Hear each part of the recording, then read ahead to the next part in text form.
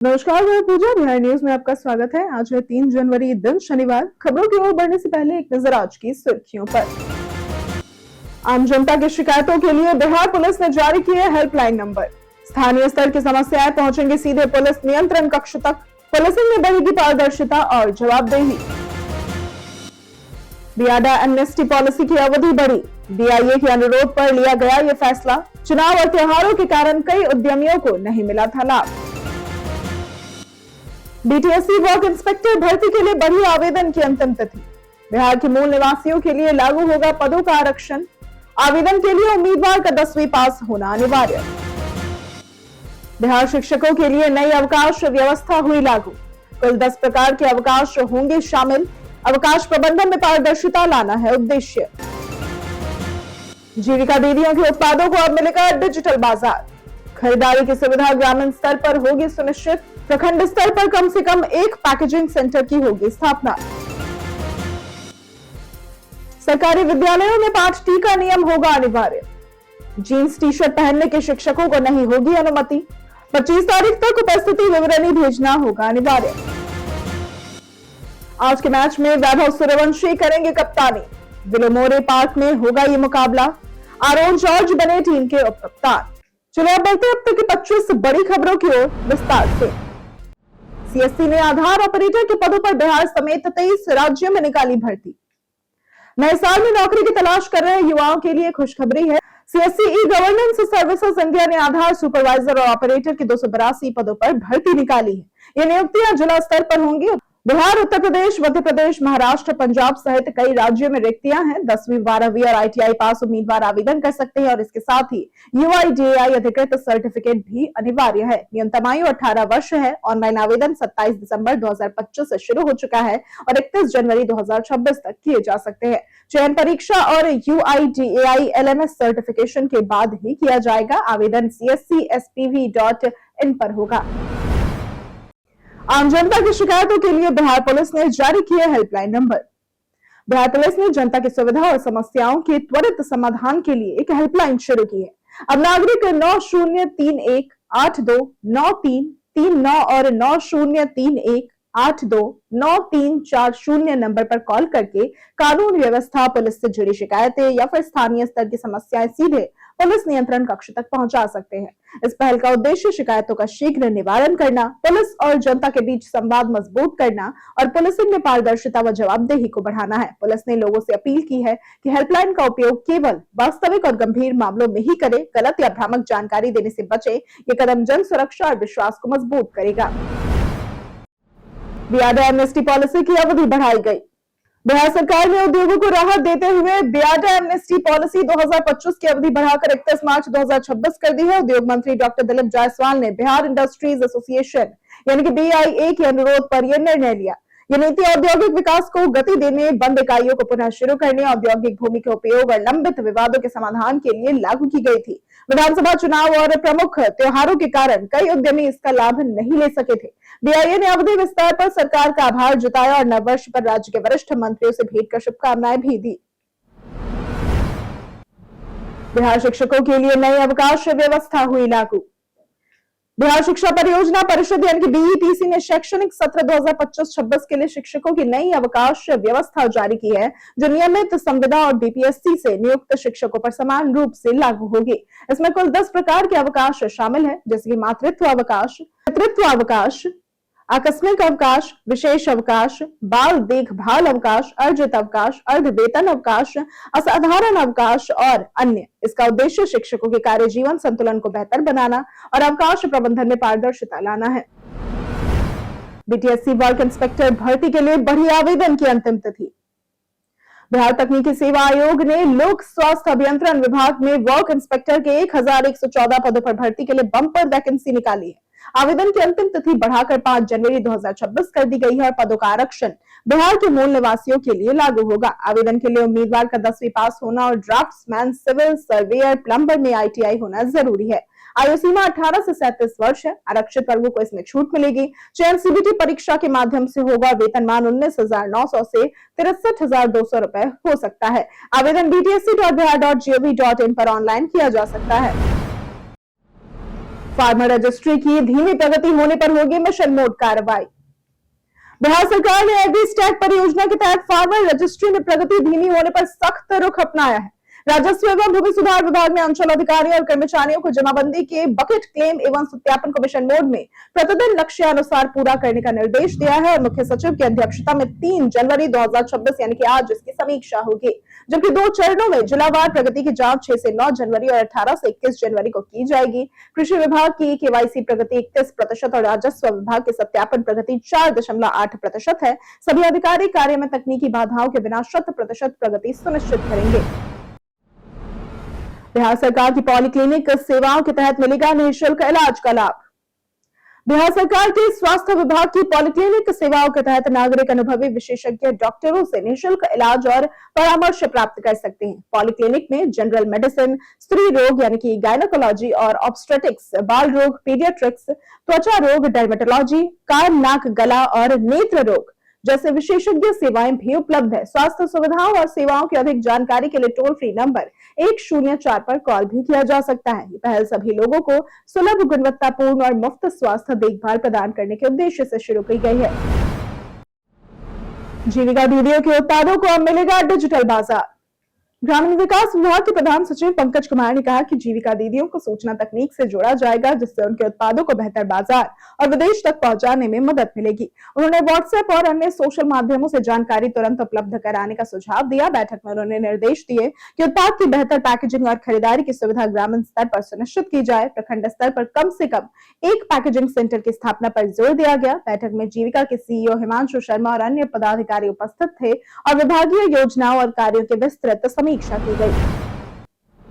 सरकारी विद्यालयों में पाठ टीका नियम होगा अनिवार्य।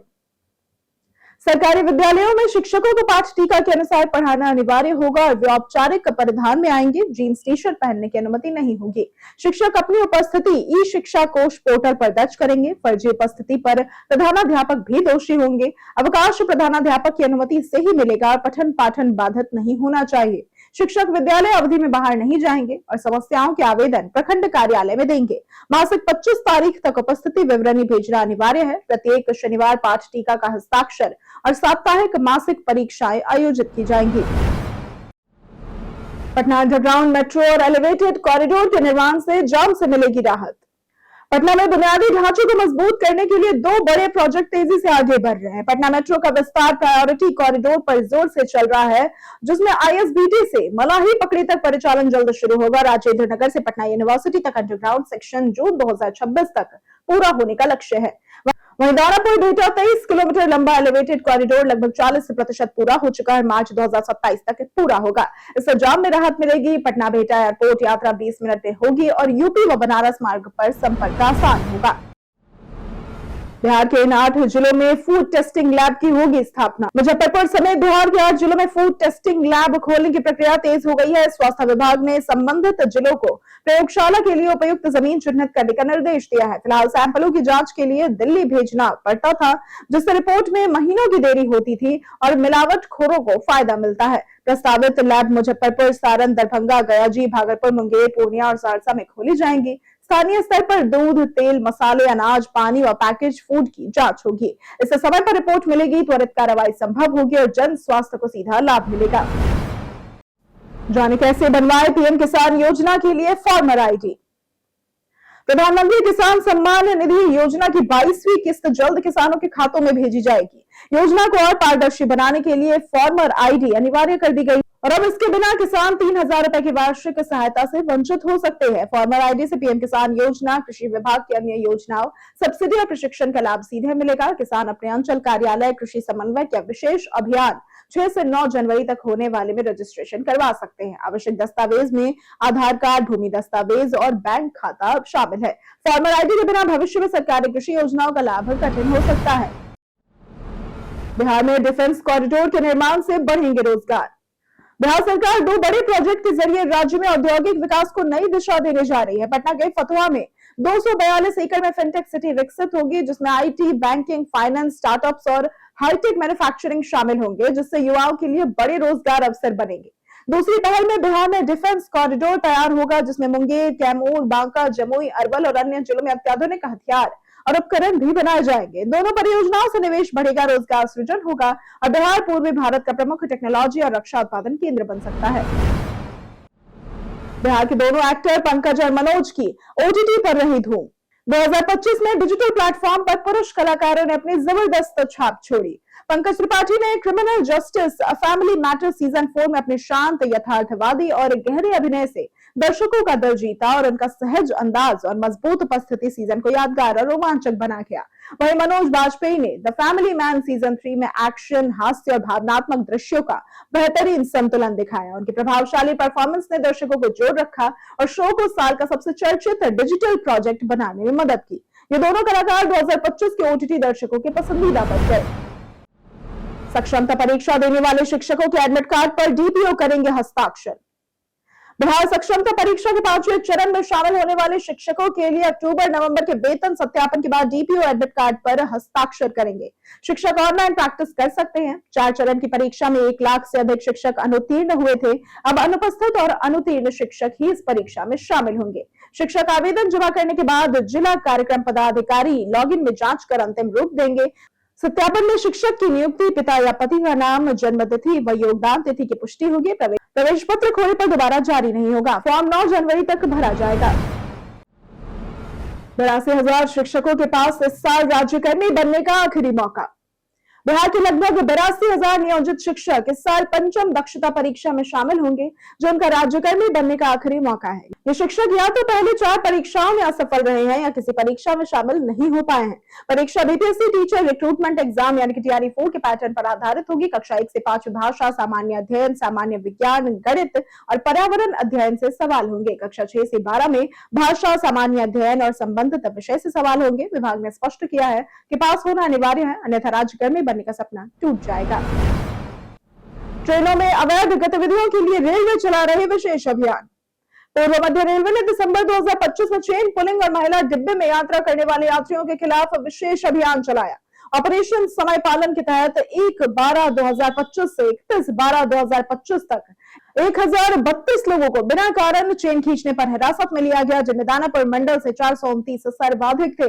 ऑपरेशन महिला सुरक्षा में महिला कोच में यात्रा करने वाले 2629 पुरुष यात्रियों को रेल अधिनियम की धारा 162 के तहत हिरासत में लिया गया, जिनमें 1371 दानापुर मंडल से थे।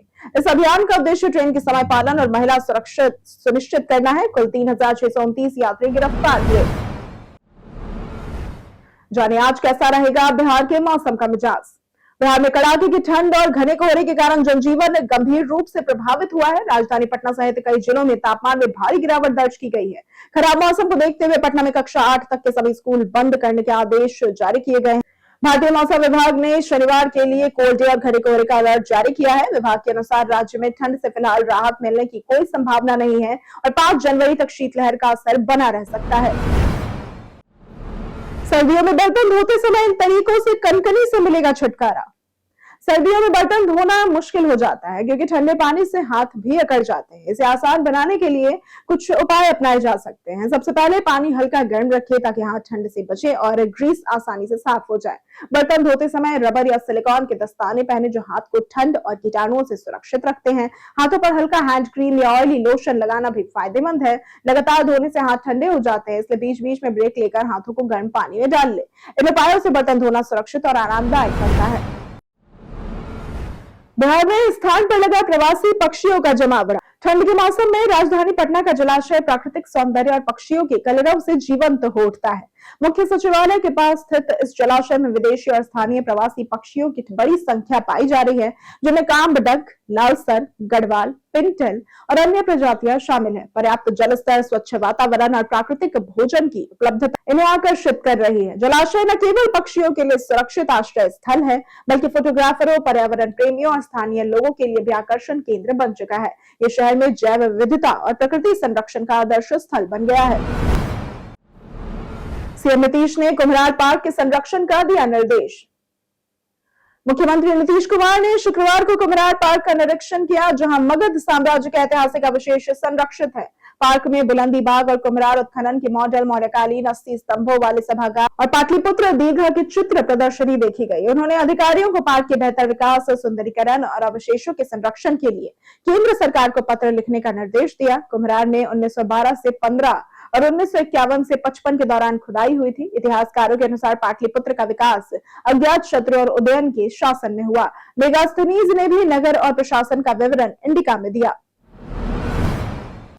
आज के मैच में वैभव सूर्यवंशी करेंगे कप्तानी। वैभव सूर्यवंशी को साउथ अफ्रीका दौरे पर भारतीय अंडर-19 टीम का कप्तान बनाया गया है और लगातार शानदार प्रदर्शन के चलते उन्हें यह बड़ी जिम्मेदारी मिली है। आयुष मात्रे और विहार मल्होत्रा के चोटिल होने के बाद टीम मैनेजमेंट ने वैभव पर भरोसा जताया। भारत और साउथ अफ्रीका अंडर-19 के बीच 3, 5 और 7 जनवरी को 3 वनडे मैच खेले जाएंगे जो विलमोरे पार्क में होंगे। ये सीरीज अंडर-19 वर्ल्ड कप 2026 की तैयारी के लिहाज से बेहद अहम है। आरोन जॉर्ज को कप्तान बनाया गया है और टीम संतुलित नजर आ रही है। कई कारणों से दर्ज है भारत के इतिहास में आज की तारीख। 1890 में जयशंकर प्रसाद का जन्म हुआ था। ये हिंदी साहित्यकार है। 1910 में सी सुब्रमण्यम का जन्म हुआ था। ये भारत में हरित क्रांति के पिता कहे जाते हैं। 1929 में रमेश देव का जन्म हुआ था। ये भारतीय फिल्म अभिनेता थे। 1913 में अमृता शेरगिल का जन्म हुआ था। ये प्रसिद्ध भारतीय महिला चित्रकार थी। 1968 में माखनलाल चतुर्वेदी का जन्म हुआ था। ये हिंदी साहित्यकार थे। 1968 में ही जेसी कुमारप्पा का जन्म हुआ था। ये भारत के एक अर्थशास्त्री थे। 500 रुपए के नोट पर प्रतिबंध लगने की जाने सच्चाई। सोशल मीडिया पर एक पोस्ट वायरल हो रही है जिसमें यह दावा किया गया है कि मार्च 2026 से एटीएम से 500 रुपए के नोट नहीं निकलेंगे और रिजर्व बैंक ऑफ इंडिया इनके वितरण पर रोक लगा रहा है। लेकिन पीआईबी फैक्ट चेक टीम ने इसे पूरी तरह भ्रामक बताया है। आरबीआई ने ऐसा कोई निर्णय नहीं लिया और 500 रुपए के नोट चालू रहेंगे। पहले भी ऐसे भ्रामक पोस्ट वायरल हो चुके हैं। ज्यादातर एटीएम में 500 रुपए के नोट ही अधिक होते हैं। लोगों को सलाह दी गई है कि ऐसे पोस्ट पर भरोसा न करें और साझा करने से बचें। डॉक्टरों को कैपिटल अक्षरों में दवा लिखने का मिला आदेश। नेशनल मेडिकल कमीशन यानी कि एनएमसी ने मरीजों की सुविधा और दवा संबंधी भ्रम खत्म करने के लिए बड़ा निर्देश जारी किया है। इसके तहत बिहार के सभी सरकारी मेडिकल कॉलेज अस्पतालों जैसे कि पीएमसीएच, पटना एम्स, एनएमसीएच और आईजीआईएमएस में डॉक्टरों को पर्चे पर दवाओं के नाम साफ, पढ़ने योग्य और कैपिटल अक्षरों में लिखने होंगे और इसके साथ ही केवल जेनरिक दवाओं के नाम ही लिखे जाएंगे। अस्पष्ट या आड़ी तिरछी लिखावट अब स्वीकार्य नहीं होगी। ब्रांडेड दवा लिखने पर कार्रवाई भी की जाएगी। निर्देशों के पालन के लिए निगरानी समितियां भी गठित की जाएंगी। हम प्रतिदिन आपसे 5 ऐसे जरूरी सवाल और उसके जवाब बताएंगे जो कि बीपीएससी, बिहार पुलिस, दारोगा समेत एसएससी जैसे अन्य प्रतियोगी परीक्षाओं में काम आएंगे। सवाल इतिहास, बिहार स्पेशल, विज्ञान, करंट अफेयर्स और भूगोल से रहेंगे। पूछे गए 5 सवालों में आपने कितना सही उत्तर दिया ये हमें कमेंट करके जरूर बताएं। हमारा पहला सवाल है, बिहार की आधिकारिक भाषाएं कौन कौन सी हैं? ए हिंदी और उर्दू, बी हिंदी, मैथिली और उर्दू, सी हिंदी या फिर डी हिंदी और भोजपुरी। इसका सही जवाब है ए हिंदी और उर्दू। हमारा दूसरा सवाल है, इनमें से कौन सा महावीर का जन्म स्थान था? ए लुम्बिनी, बी कुंडग्राम, सी पाटलिपुत्र या फिर डी वैशाली। इसका सही जवाब है बी कुंडग्राम। हमारा तीसरा सवाल है, इनमें से किस पुस्तक में नरक का उल्लेखनीय वर्णन दिया गया है? ए कल्पसूत्र, बी सूत्र कृतांग, सी अंचांग सूत्र या फिर डी तत्वार्थ सूत्र। इसका सही जवाब है बी सूत्र कृतांग। हमारा चौथा सवाल है, किस योजना के तहत किशनगंज जिले को गैर पारंपरिक क्षेत्र घोषित किया गया है? ए चाय विकास एवं प्रोत्साहन योजना, बी राष्ट्रीय खाद्य सुरक्षा अधिनियम, सी अंत्योदय अन्न योजना या फिर डी चाय बोर्ड योजना। इसका सही जवाब है डी चाय बोर्ड योजना। हमारा पांचवा सवाल है, बिहार का पारंपरिक होली गीत कौन सा है? ए फगुआ, बी सोहर, सी बिरहा या फिर डी रागिनी। इसका सही जवाब है ए फगुआ। बीते दिन हमारे द्वारा पूछे गए सवाल का जवाब आप लोगों में से बहुत लोगों ने हमारे कमेंट सेक्शन में लिख कर दिया है। जिन्होंने हमारे द्वारा पूछे गए सवाल का जवाब दिया है उनके नाम है विकास तिवारी, ब्रजमोहन राय, पंकज राज, अतीक खान, पंचानंद सिंह, मृणाल ठाकुर, राजकिशोर महतो, सूरज रॉय, विवेक मिश्रा, नौशाद रजा, रोशन कुमार, दिनेश मांझी, कृष्णा प्रसाद, मुरली पासवान, नरेंद्र कुमार, सतीश कुमार, राजकुमार यादव, यशवंत कुमार, रुपेश कुमार, अशोक दास, रंजीत मिश्रा, चंदन कुमार, लक्ष्मी मेहता, गीता देवी, राजेश मांझी, रवि मोहन वर्मा, सोनाली कुमारी, राकेश मिश्रा, पुरुषोत्तम कुमार, रंजन कुमार, प्रदीप पंडित और हिमांशु शर्मा। इसी के साथ बढ़ते हैं आज के सवाल की ओर। आज का सवाल है, आपके अनुसार क्या बिहार में कानून व्यवस्था पहले से बेहतर हुई है? आप अपना जवाब हमें हमारे कमेंट सेक्शन में लिखकर जरूर बताएं। आज के लिए सिर्फ इतना ही। बिहार की तमाम खबरों के साथ बने रहने के लिए देखते रहे बिहारी न्यूज। और साथ ही अगर आप यूट्यूब चैनल पर देख रहे हैं तो चैनल को सब्सक्राइब करें, और अगर आप फेसबुक पेज पर देख रहे हैं तो लाइक और फॉलो जरूर करें।